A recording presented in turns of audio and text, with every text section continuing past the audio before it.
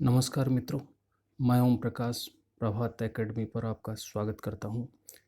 प्रश्नोत्तर की श्रृंखला में आज हम बौद्ध संगीतियों के बारे में अध्ययन करेंगे। मित्रों, ये सभी प्रश्न ऑथेंटिक बुक्स से सेलेक्ट किए हुए हैं और कई सारी परीक्षाओं में भी आ चुके हैं और आगे भी इनके परीक्षाओं में आने की पूरी संभावनाएं हैं। तो शुरुआत करते हैं हम, लेकिन शुरुआत करने से पहले मैं एक चीज़ आपको बताना चाहूँगा। संगतियाँ शब्द से यहाँ पर तात्पर्य है सम्मेलन।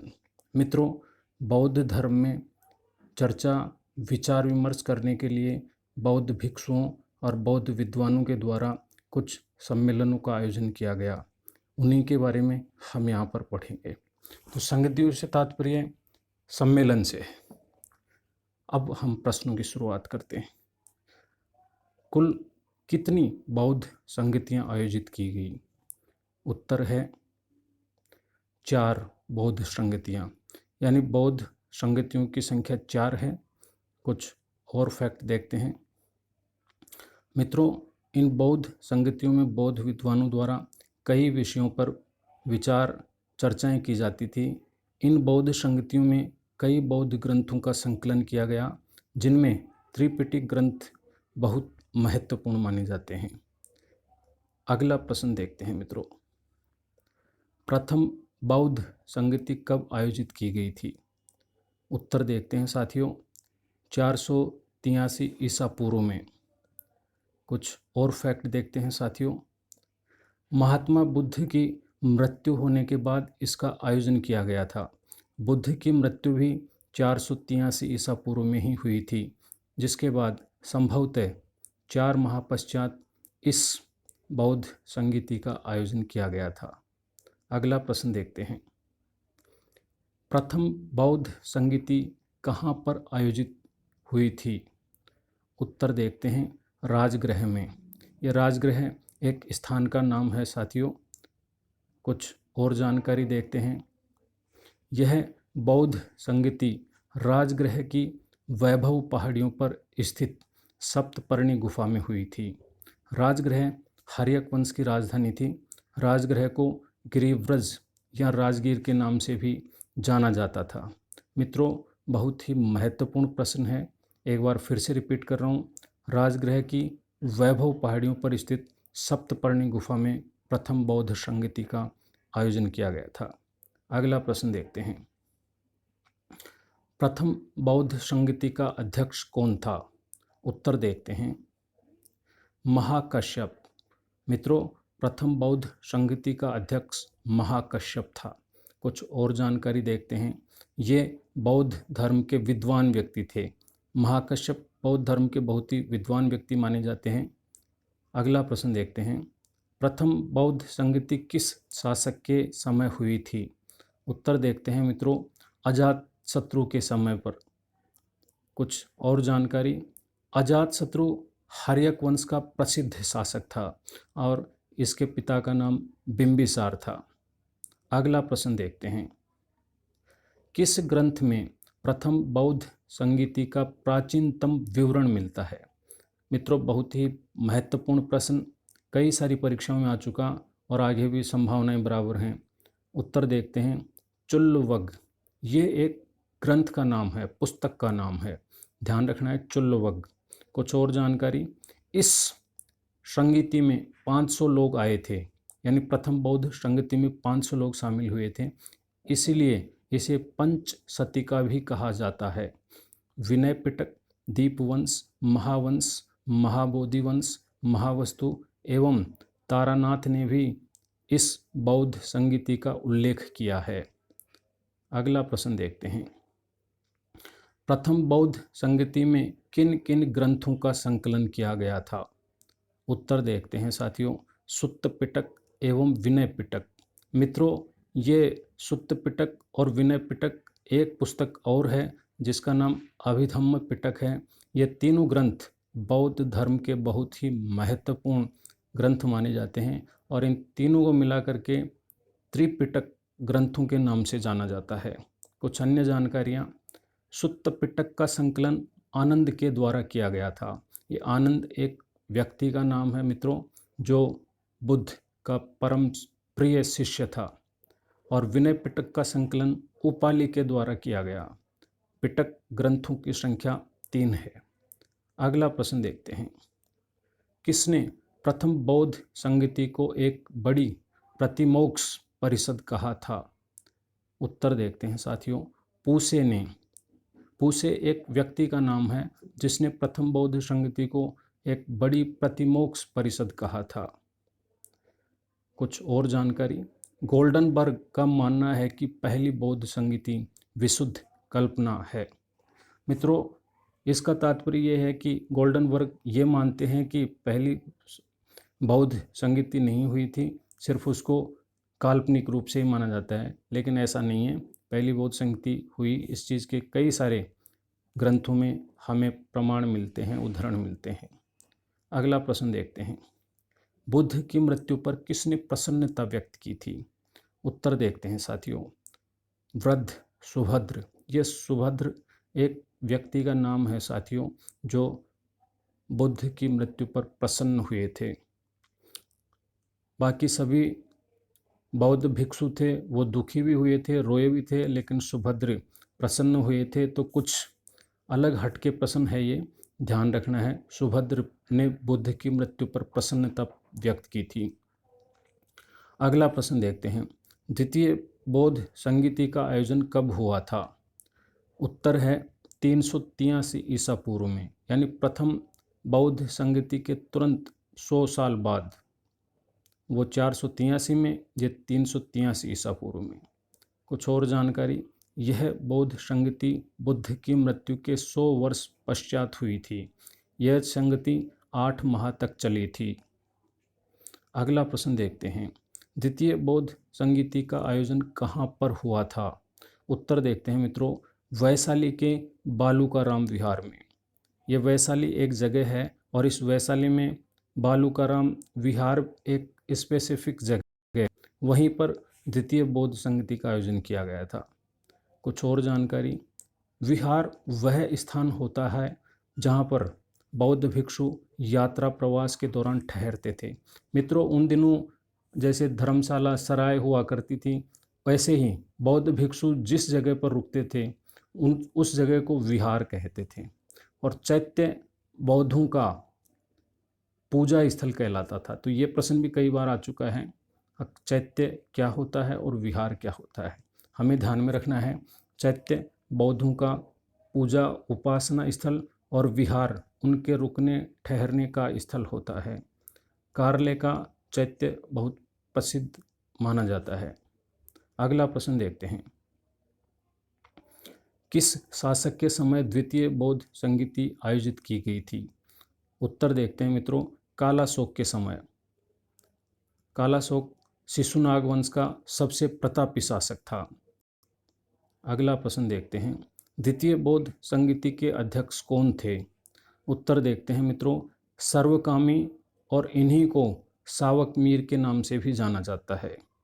ये वैशाली में रहते थे। इस समय इनकी उम्र 120 वर्ष थी। मित्रों, ये 120 उम्र थी ऐसा प्रश्न परीक्षा में नहीं आएगा, लेकिन ये इस चीज़ को इंगित करते हैं कि वो बहुत ही अनुभवी व्यक्ति थे बौद्ध धर्म में रहते हुए। और एक और जानकारी आगे कि आनंद के परम शिष्य थे, और इस संगति में 700 लोग आए थे, अतः इसे सप्त सतिका कहा गया है। तो ये प्रश्न बन सकता है, सप्त सतिका किस बौद्ध संगति को कहा गया है? अगला प्रश्न देखते हैं, द्वितीय बौद्ध संगति की जानकारी कहाँ से प्राप्त होती है? चुल्लवग्ग से। मित्रों, प्रथम बौद्ध संगति की जानकारी भी हमें चुल्लवग्ग ग्रंथ से ही प्राप्त होती है, और द्वितीय बौद्ध संगति की जानकारी भी हमें चुल्लवग्ग ग्रंथ से ही प्राप्त होती है। कुछ अन्य फैक्ट्स देखें, प्रथम बौद्ध संगति की जानकारी भी इसी ग्रंथ से प्राप्त होती है। इसके अलावा महावस्तु, विनय सूत्रक, वस्तु मंजूश्री मूलकल्प, वसुमित्र, हेनसांग एवं तारानाथ से भी इसकी जानकारी प्राप्त होती है। मित्रों, तारानाथ ने एक पुस्तक लिखी थी, भारतीय बौद्ध धर्म का इतिहास। तो ये नाम ध्यान रखना है, बहुत महत्वपूर्ण है। अगला प्रश्न देखते हैं, द्वितीय बौद्ध संगति के आयोजन का क्या कारण था? उत्तर देखते हैं मित्रों। संघ में विनय के मतभेदों को दूर करने हेतु, यानी बौद्ध संघ था, उसमें कुछ मतभेद हो रहे थे, एक दूसरे जो बौद्ध भिक्षु थे उनमें विचारों को लेकर साम्यता नहीं थी, इसी को लेकर इस संगति का आयोजन किया गया था। कुछ अन्य जानकारी, यहाँ विनय से तात्पर्य बौद्ध धर्म से संबंधित नियम और कानूनों से है, यानी बौद्ध धर्म में जो नियम कानून बने हुए थे उनको लेकर के बौद्ध भिक्षुओं में मतभेद थे, उन्हीं मतभेदों को दूर करने के लिए इस बौद्ध संगति का आयोजन किया गया था। अगला प्रश्न देखते हैं। बौद्ध धर्म का प्रथम विभाजन कब हुआ था? उत्तर देखते हैं मित्रों, बहुत ही महत्वपूर्ण प्रश्न है। द्वितीय बौद्ध संगति में, यानी बौद्ध धर्म का विभाजन पहली बार द्वितीय बौद्ध संगति में हुआ था। कुछ अन्य जानकारी देखते हैं। बौद्ध धर्म 2 भागों में विभाजित हुआ इस संगति में, और पहला जो भाग था इसका वो स्थविर या स्थाविर थेरवादी या विभाज्यवादी कहलाते हैं, और दूसरा जो भाग है वो महासांघिक या आचार्यवादी कहलाते हैं। ये भी हमें ध्यान रखना है कि बौद्ध धर्म का पहली बार विभाजन कब हुआ, तो द्वितीय बौद्ध संगति में। तृतीय बौद्ध संगति कब आयोजित की गई थी? उत्तर देखते हैं मित्रों, 251 ईसा पूर्व में। बुद्ध के महापरिनिर्वाण के 236 वर्ष पश्चात इसका आयोजन किया गया था। अगला प्रश्न देखते हैं। तृतीय बौद्ध संगति का आयोजन कहाँ किया गया था? उत्तर देखते हैं मित्रों, पाटलिपुत्र के अशोकाराम विहार में। हमें ध्यान रखना है ये भी एक विहार में ही आयोजित हुई, स्थान था पाटलिपुत्र में और उस विहार का नाम था अशोकाराम विहार। पाटलिपुत्र का प्राचीन नाम कुसुमपुर था और वर्तमान में इसे पटना कहते हैं, जो बिहार राज्य की राजधानी है। बिहार की राजधानी पटना है मित्रों, और इस पाटलिपुत्र में तृतीय बौद्ध संगति का आयोजन किया गया था, ध्यान रखना है। अगला प्रश्न देखते हैं। तृतीय बौद्ध संगति किसके समय में आयोजित की गई थी? उत्तर देखते हैं साथियों, अशोक के समय में। बहुत ही महत्वपूर्ण प्रश्न है। अशोक पढ़ते समय हमने देखा था कि उनके समय में तृतीय बौद्ध संगति का आयोजन किया गया था।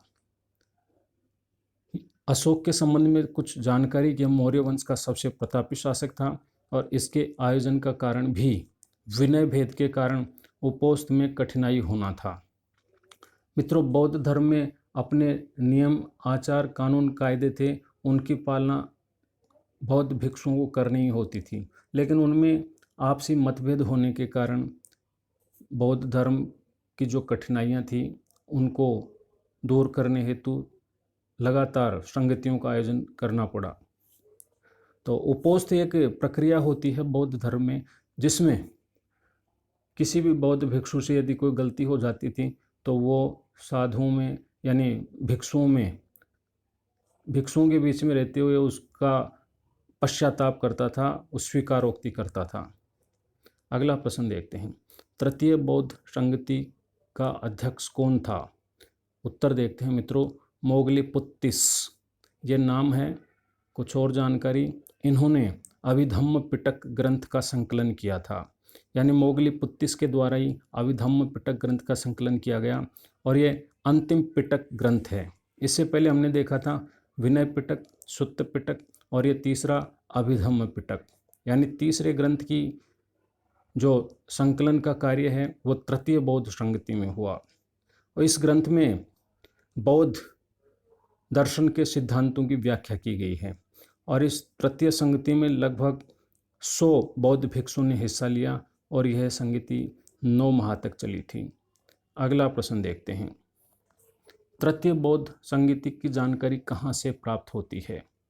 उत्तर देखते हैं साथियों, महावंश, दीपवंश एवं सामंत पासादिका ग्रंथों से। ये सभी किताबों के नाम हैं मित्रों।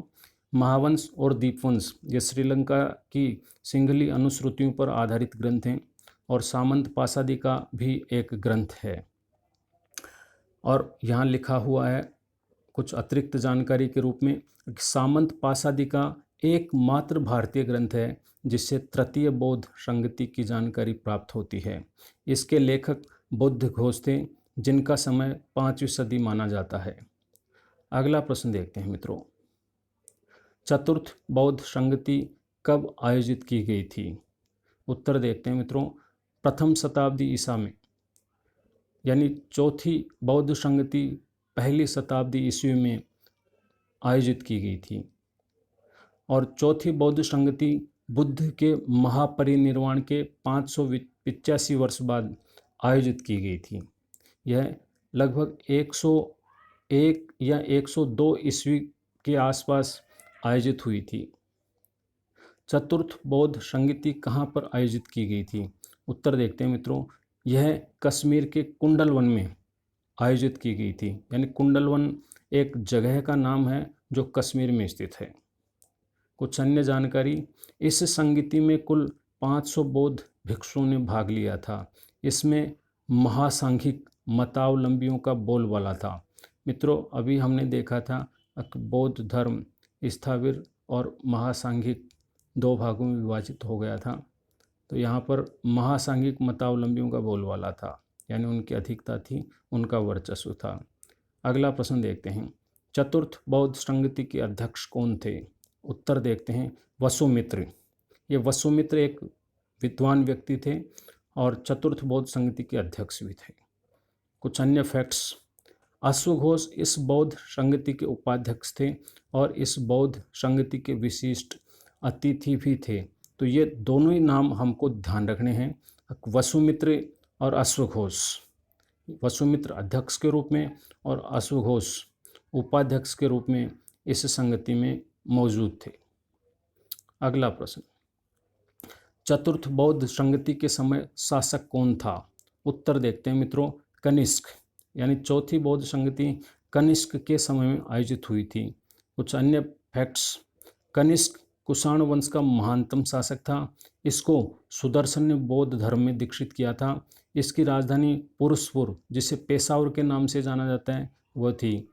और इसने ही सबसे पहले सिक्कों पर बुद्ध को मानवीय रूप में अंकित करवाया था और विदेशों में भी बौद्ध धर्म के प्रचार प्रसार करवाने का कार्य किया था। अगला प्रश्न देखते हैं साथियों, चतुर्थ बौद्ध संगति का प्रमुख परिणाम क्या निकला? उत्तर देखते हैं, हीनयान एवं महायान का उदय हुआ। यानी बौद्ध धर्म का एक बार फिर से विभाजन हुआ और और यह बौद्ध धर्म दो भागों में विभाजित हो गया, हीनयान और महायान में। कुछ अन्य फैक्ट्स देखते हैं साथियों, इसी बौद्ध संगति में वसुमित्र ने त्रिपिटकों पर भाष्य लिखा था, जिसका नाम विभाषा शास्त्र था और संस्कृत को एक भाषा के रूप में इसी संगति में स्वीकार किया गया। इसमें विभिन्न बौद्ध संप्रदायों के बीच विवादों का समाधान करवाया गया था। मित्रों, बहुत ही महत्वपूर्ण प्रश्न है, हीनयान और महायान का उदय चौथी बौद्ध संगति में हुआ था और यहाँ पर वसुमित्र का नाम भी हमें याद रखना है। वसुमित्र ने एक भाष्य यानी ग्रंथ लिखा था, जैसे हम संस्कृत में टीका लिखते हैं, ऐसे ही भाष्य कहलाता है। और इन्होंने जो भाष्य लिखा त्रिपिटक ग्रंथों के ऊपर, उसका नाम था विभाषा शास्त्र।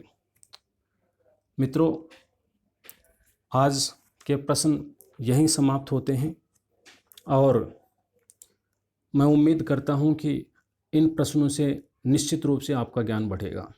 मित्रों, हम प्रश्नोत्तर की श्रृंखला को आगे भी जारी रखेंगे। यदि आपको यह वीडियो पसंद आया हो तो इसे शेयर करें और हमारे चैनल को सब्सक्राइब करें। आपका बहुत बहुत धन्यवाद।